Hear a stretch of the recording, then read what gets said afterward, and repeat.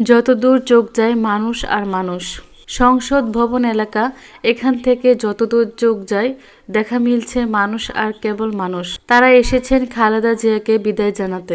জীবনের শেষ মুহূর্তে জাতীয় ঐক্যের প্রতীক হয়ে ওঠা খালেদা জিয়া যে সাবেক প্রধানমন্ত্রী ও বিএনপি চেয়ারপারসনের পরিচয় ছাপিয়ে গেছেন তা স্পষ্ট বুঝিয়ে দিচ্ছে মানুষের এই জনস্রোত।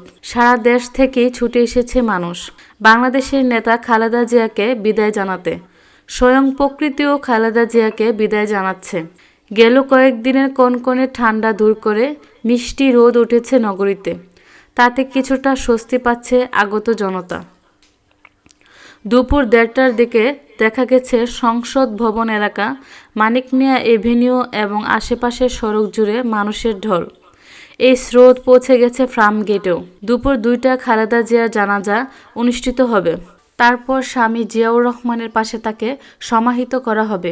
তার মৃত্যুতে আজ সাধারণ ছুটি ঘোষণা করেছেন সরকার এবং ৩ দিনের রাষ্ট্রীয় শোক ঘোষণা করা হয়েছে।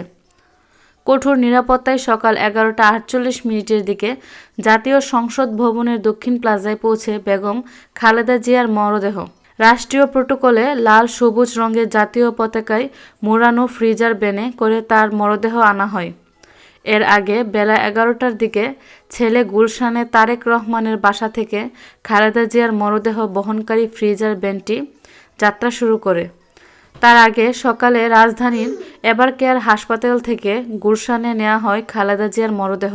গতকাল মঙ্গলবার ভোর ৬টায় হাসপাতালে চিকিৎসাধীন অবস্থায় ৮০ বছর বয়সে প্রয়াণ ঘটে খালেদা জিয়ার।